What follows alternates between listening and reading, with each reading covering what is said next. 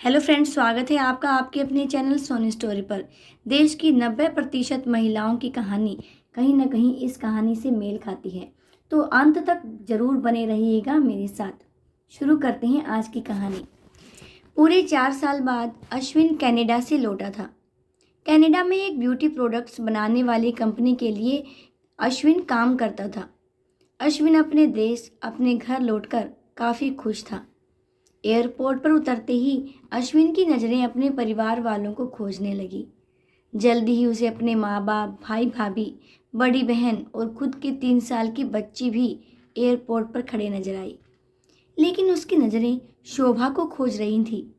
वो सोचने लगा, ये शोभा मुझे मिलने आई क्यों नहीं? ऊपर से उसने हमारी छोटी सी बच्ची को भी यहाँ भेज दिया। अश्विन एयरपोर्ट पर सबसे हंसी खुशी मिला। फिर उसने शोभा के बारे में पूछा तो उसकी दीदी बोल पड़ी, भाई वो घर पर ही है, तुम्हारे लिए खाना तैयार कर रही है। वह तो आज ही तुम्हारे आने की खुशी में काम करने लगी है, वरना वो कोई काम करती कहाँ है। अश्विन ने अपनी बेटी को प्यार से उठा लिया, लेकिन उसकी बेटी उसे देखकर रोने लगी। लाओ मुझे दो बच्ची को, वह तुम्हें काफ़ी दिनों बाद देख रही है ना, इसलिए पहचान नहीं पा रही होगी। कहते हुए दीदी ने बच्ची को अपने पास ले लिया। सभी टैक्सी में बैठकर अपने घर की तरफ रवाना हुए। अश्विन अपने परिवार से मिलकर बहुत खुश था, लेकिन ये बात कि शोभा उसे एयरपोर्ट पर मिलने नहीं आई उसे काफ़ी परेशान कर रही थी। वो सोचने लगा, क्या खाना बनाना इतना ज़्यादा ज़रूरी था, मुझसे मिलने से भी ज़्यादा, और वो भी तब जब मैं 4 साल बाद वापस आया हूँ। इन्हीं ख्यालों में घर तक का आधा रास्ता बीत गया। अब उसकी बच्ची उसे देखकर रो नहीं रही थी, इसलिए अश्विन उसके साथ खेलने लगा। बाकी का आधा रास्ता भी खत्म हुआ और सब घर पहुंच गए। गाड़ी की आवाज़ सुन शोभा बालकनी में आकर खड़ी हो गई और अश्विन की तरफ देखने लगी। अश्विन भी जैसे ही गाड़ी से उतरा, उसने पहले दरवाजे की तरफ और बाद में बालकनी की तरफ नजरें घुमाई, जैसे वह शोभा को ही देखना चाहता हो। अश्विन से नजरें मिलते ही शोभा के चेहरे पर मुस्कान झलक पड़ी। अश्विन भी उसे देखकर हल्के से मुस्कुरा दिया। सभी घर के अंदर गए। शोभा सबके लिए पानी लेकर आई और सभी को पानी देने के बाद फिर से किचन में चली गई चाय बनाने के लिए। थोड़ी देर तक सभी परिवार वालों से बातें करने के बाद अश्विन शोभा को बुलाने लगा। माँ ने उसे बीच में ही टोकते हुए कहा, रहने दो उसे किचन में, थोड़ा काम कर लेने दो, बाद में अपने आप आ जाएगी। तुम बैठो यहाँ मेरे पास, वैसे भी कहाँ ज़्यादा काम करती है वो। अश्विन यही बात दूसरी बार शोभा के बारे में सुन रहा था। अब उसने सोचा कि मेरे परिवार वाले मुझसे झूठ थोड़ी बोलेंगे, हर दिन नहीं होता होगा उसको इतना काम, आज थोड़ा सा है, करने देते हैं, मैं बाद में उससे बात कर लूँगा। अश्विन अपने परिवार वालों से बातचीत में मगन हो गया। एक के बाद एक रिश्तेदार और पड़ोसी अश्विन को मिलने आते रहे और शोभा को किचन से बाहर निकलने का समय ही नहीं मिला। सभी के लिए चाय बनाना, नाश्ता बनाना, यही करते करते शाम हो गई। शाम होते ही अकेली शोभा इस बड़े से परिवार का खाना बनाने में जुट गई। 2 घंटे बाद सभी परिवार वाले खाना खाने के लिए डाइनिंग टेबल पर बैठे थे, सिवा शोभा की। अश्विन चाहता था कि शोभा भी उसके साथ बैठकर खाना खाए, लेकिन फिर माँ ने कहा, अगर वह भी खाना खाने बैठ जाएगी तो सबको परोसेगा कौन? सभी के खाना खाने के बाद शोभा ने अकेले खाना खाया। रात को सोने के वक्त अश्विन और शोभा अच्छे से मिल पाए। अश्विन शोभा के साथ काफ़ी बातें करना चाहता था, लेकिन वह उसके चेहरे पर थकान और नींद अच्छे से देख सकता था, इसलिए उसने शोभा को परेशान ना करने का फैसला किया और उसे सोने दिया। शोभा सोने ही वाली थी कि उसकी छोटी बच्ची रोने लगी, तो शोभा तुरंत उठकर उसे दूध पिलाने के लिए चली गई। अश्विन कब सो गया उसे पता ही नहीं चला।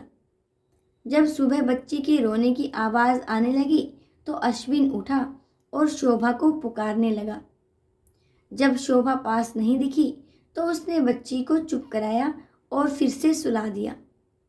अश्विन बाद में शोभा को देखने लगा तो शोभा उसे फिर से किचन में मिली, जो सुबह सुबह ही जल्दी उठकर घर वालों के चाय नाश्ते की तैयारी में लग गई थी।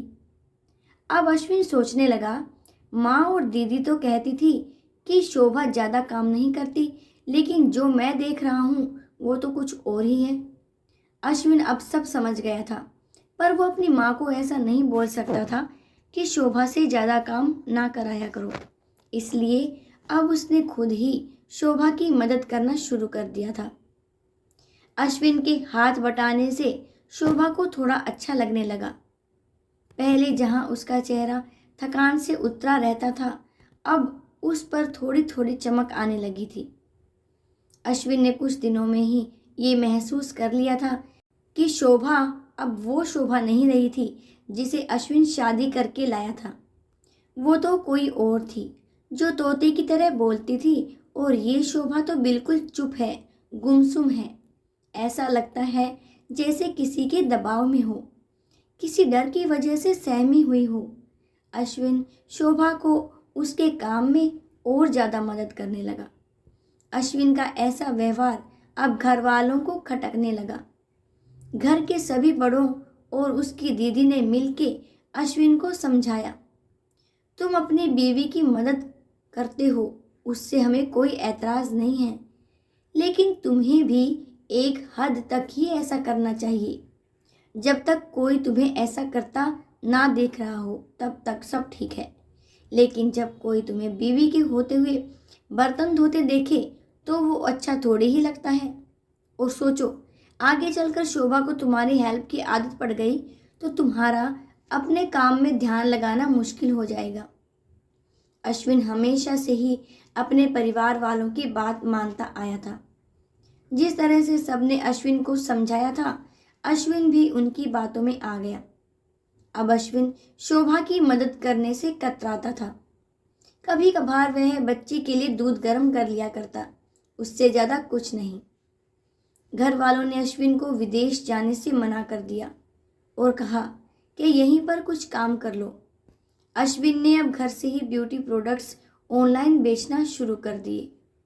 उसका परिवार भी बढ़ गया। अब उसे 2 बेटियां और 1 बेटा था। दोनों बेटियां स्कूल जाने लगी थी, लेकिन बेटा अभी भी छोटा था। जितना अश्विन कमाता था उतना सबके लिए काफ़ी ना था।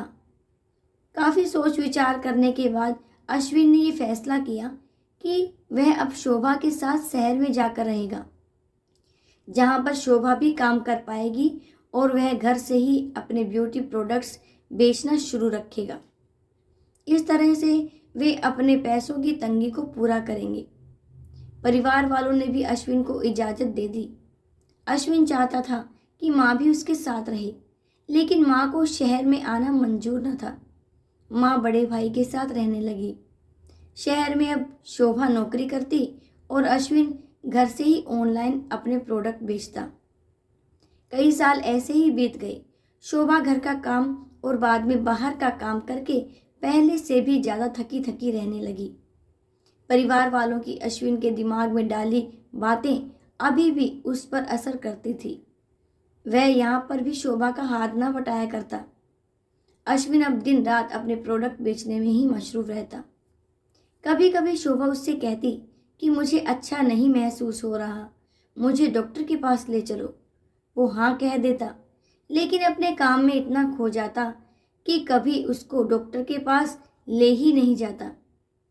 शोभा तो बीमार थी, लेकिन एक बार अश्विन बहुत ज़्यादा बीमार हो गया।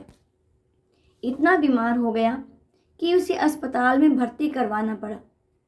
अस्पताल में अश्विन के पास सिर्फ शोभा थी और कोई नहीं। इतना बीमार होने के बाद भी उसके परिवार वाले सिर्फ उससे मिलकर वापस अपने घर चले गए थे। उसका सहारा बनने के लिए, उसकी तकलीफ बांटने के लिए कोई भी उसके साथ नहीं था। बिस्तर पर पड़े और शारीरिक तकलीफ से गुजर रहे अश्विन को अपनों का ऐसा व्यवहार बहुत तकलीफ दे रहा था। फिर वह सोचता कि उसने भी तो शोभा के साथ जिंदगी भर यही किया है। क्या वो शोभा का जीवन साथी सिर्फ नाम का ही था?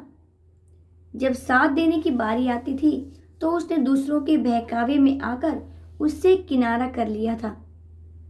यहाँ तक कि शोभा के खुद अपने मुंह से कहने के बाद भी उसकी तकलीफ को वो नजरअंदाज करता आया था।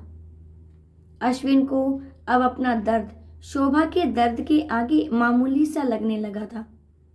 उसके दर्द को ना बांटकर उसने बहुत बड़ा गुनाह किया हो, ऐसा उसे लगने लगा।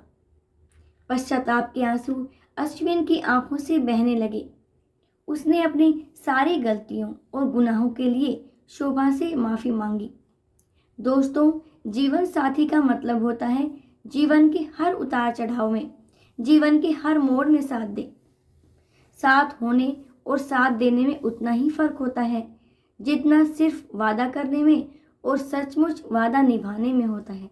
दोस्तों, एक पत्नी की दर्द भरी कहानी पति के दृष्टिकोण से हमने बयां की है। इस कहानी को पढ़कर किसी भी पति या पत्नी का अपने जीवन साथी के प्रति व्यवहार सुधर जाएगा तो इस कहानी को लिखने का उद्देश्य सफल हो जाएगा। पूरी कहानी पढ़ने के लिए धन्यवाद।